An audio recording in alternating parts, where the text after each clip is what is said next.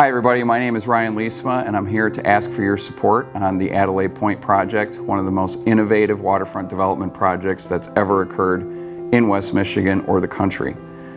Our project started about 18 months ago when we purchased 30 acres of waterfront that was previously used for industrial use. It was heavily polluted. It was not available and open to the public.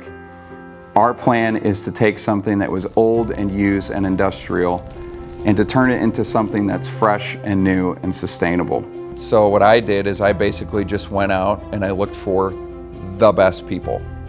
And I hired Edgewater Resources, the best marina engineer and marine community site designer, I would say certainly in the country, but maybe one of the best in the world. I'm Colin Hassinger with Edgewater Resources. I'm a project manager and project engineer here. My specialty is marine and waterfront engineering. I've been doing this for over 11 years now, and we've been doing this as a company here in various forms and other places and entities for 30 plus years. In particular, this project is the Adelaide Pointe project in Muskegon. This is a multi-use development project that has a major waterfront component, and in particular a marina expansion and habitat restoration portion, and that's what is currently being public notice for permit. Like you said, there's existing peninsulas, so we're actually stemming off one of them and adding in a breakwater structure to help make the area between the two peninsulas more calm and suitable for mooring of recreational vessels. And on top of that, by making it suitable for recreational vessels, we're also making that shoreline more stable and erosion proof to prevent some of the drastic erosion the site's seen during recent high water levels. And as part of this project, we'll be dredging to restore navigation depths inside the basin, and that'll be removing some of those previously disposed of foundry sands. So this is the drawing set that has a corresponding application that we've sent into EGLE, which is the State Department of Environment, Great Lakes and Energy. And they're the state regulator for waterfront projects like this, in determining their impacts and the overall intent and how it meets the various regulations that they're responsible for enforcing. This is the permit drawing set that shows what the existing conditions are and what we're proposing for the site as its whole. So this includes both the central basin area, which is the marina expansion and shoreline restoration portion, as well as what we call the east basin, which is cleaning up and expanding the existing small boat basin that is the City of Muskegon's property that is going to be tied to this project as well. The City of Muskegon is a co-applicant on this project. I'm Daryl Veldman, Senior Project Manager here at Edgewater Resources.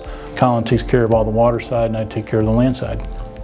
Around the perimeter of the property currently is a multi-purpose trail, bike trail, guys can go blading and whatnot.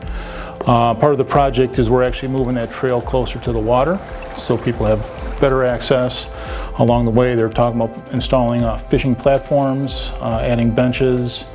Ryan's also talking about installing Wi-Fi out there in the lights so that people, if they're out there, they can take videos and share data with their friends and family. So there is a improved public access to the project. Because we're trying to make sure that the base infrastructure, like the kayak launch and the boardwalks and the access down, are all there to facilitate all of those different opportunities as they develop and change along the way. Yeah. Along the trail, they will have like a bollard, which is maybe a 3-foot high, tall light, every maybe 25, 30 feet along the way, to create a nice lighting pattern for people using the trail, whether it's in early morning or in the evening. That portion of the project will be coming in as soon as possible. Folks can go there if they're just walking the trails, if they're in the transient dock, the shopper dock like Colin had mentioned. They can also go and visit that area of the project as well. So in the northeast corner of the property will be a building that's going in that will have we'll have boat sales, it'll have a restaurant, it'll have a bar deck on the 3rd floor. So Folks can go there if they're just walking the trails, if they're in the transient dock, the shopper dock. But the shopper dock is really temporary, kind of a day kind of a situation. If you want to stay overnight, then you have to be in the marina and get in the transient docks here, and that's something that you got to call ahead and make a reservation to get those. And there are folks that travel the Great Lakes that way. They just, instead of going on vacation like we do, we go in a car, they go in a boat, and then they'll stop in Muskegon, they'll stop in Grand Haven, they'll go to Chicago, they'll go to Milwaukee, and that's their trip. So they look for those transient slips in the basins. There will be a pool located here in the northeast corner by the multi-use building and the Boater Services building. Alan had mentioned they can also go and visit that area of the project as well. And we will have EV charging stations throughout this angled parking area. And Ryan's working with different groups to establish those EV charging stations. He's also going to have solar up on the roofs.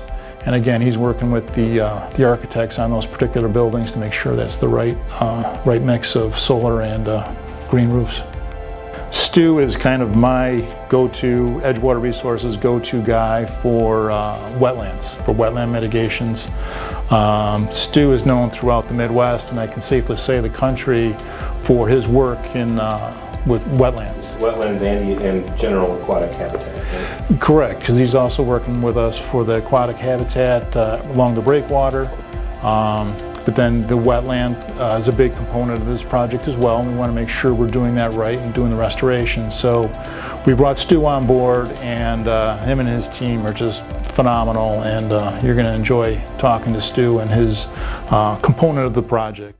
My name is Stu Kogi. I'm a senior wetland aquatic biologist with GI Consultants. I have a Bachelor's of Science degree from Michigan State University in Fisheries and Wildlife Management. I also have a Master's in Fisheries Aquatic Biology from Michigan State University, wherein a lot of the study was on macroinvertebrates, it was on zooplankton, it was on fish, it was aquatic biota. After graduating, I ended up teaming up with the DNR with Fisheries Division. Then I did some work with the U.S. Fish and Wildlife Service on lampreys.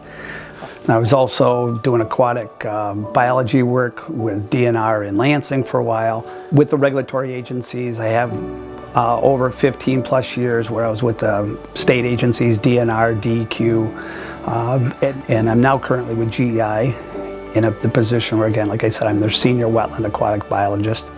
And my main roles are dealing with mostly the larger projects, coming in, giving advice on permitting, compliance issues, a lot of wetland mitigation issues, kind of just using some of my past experiences. This is what the agencies really want to see. Are you minimizing wetland impacts? Are you minimizing impacts to the aquatic resources? Are you mitigating them or avoiding them wherever possible, other resources, whether it's floodplains or lakes or streams or wetlands.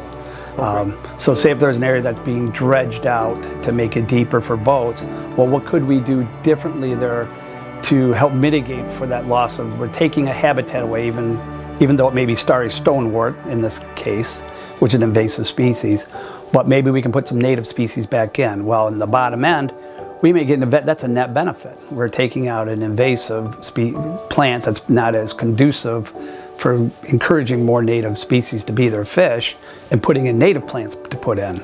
So I think that's one thing that we bring to the table, is looking at ways of what can we do to improve upon this project. Yes, there may be impacts with different types of aspects of the property. Absolutely, you're dredging, you're filling wetlands, that has an impact. But how do we compensate for that besides avoiding and minimizing? Now, how can we mitigate for that? How can we improve it, make it better? And again, that's where, like my colleague, Brian Mike, the coastal wetland restoration ecologist, is that he's helping to go back in and refine of how we're going to restore those coastal wetlands. And how are we going to make them better than what was done years ago that unfortunately some of them failed due to the high water level. How do we improve upon them and make those better for, we don't run into that problem again in the future. So I think that's where our team of the GEI staff, myself and Brian, and we kind of use those experiences we've had in the past to help make it a better project.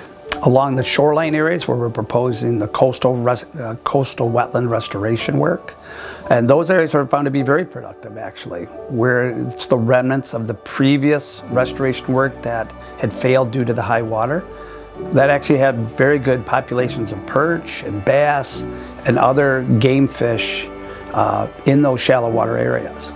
And so those areas that we do plan with this project is to restore those, make them even better than the remnants that are out there now. Let's restore them back to what they were before and make them more sustainable, so they can accommodate if we do get high water levels or low water levels again. The other point I think we want to make too is when we look at the basin is not going all the way out to the drop-off. The basin that's being proposed, the new break wall, is actually going in the shallower waters. And again, I'm saying it's that waters that are less than 9 feet deep, less than 8 feet deep is where it's going. It's not going all the way out to where the drop-off starts. But one, it's good because it's a lot less rock you'd have to put in if that rock has to go down a slope to form a break wall. Engineering-wise, my understanding is that they don't want to go out that far either because you need to have a stable base to put the break wall on. And so again, the break wall is going in an area where it's that area which is now dominated by the starry stonewort.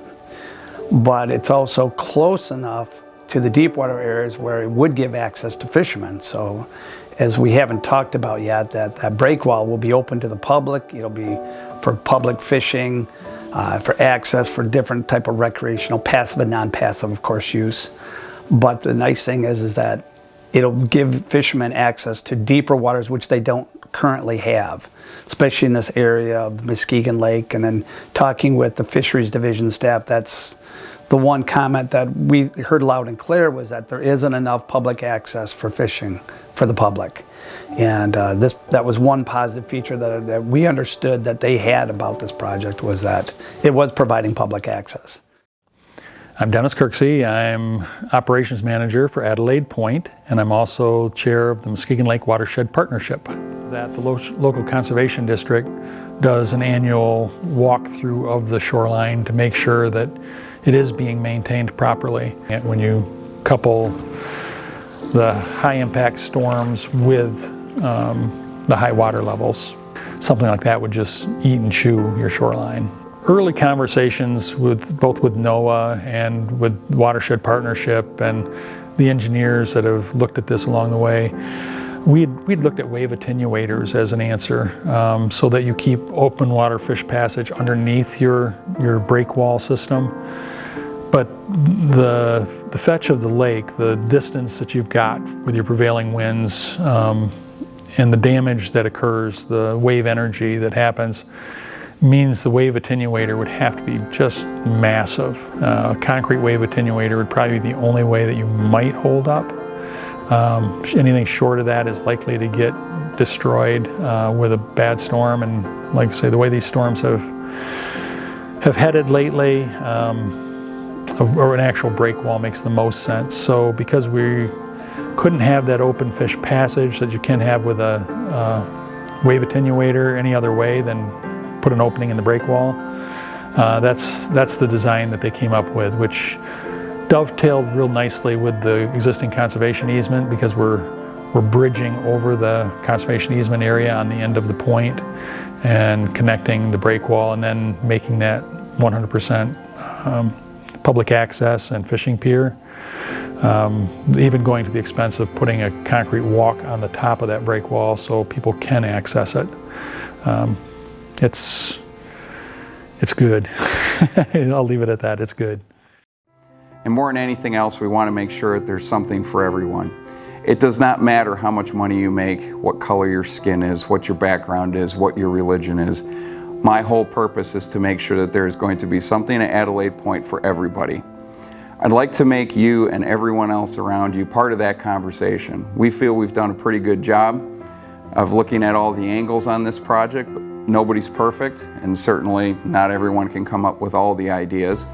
But together, we can cover a lot more of them, and maybe there's some things that we missed. I'd encourage you to learn about our project, go through our permit application, read some of the specific documentation that we've generated, instant message us on Facebook, send text messages, send emails, whatever it is that can help you understand what we're doing with our project and how we're really making the best effort we can to help you, your friends, and your family. I appreciate your help. Looking forward to your commitment of time. I know it's valuable, and I think together we can do a fantastic job. Thank you very much.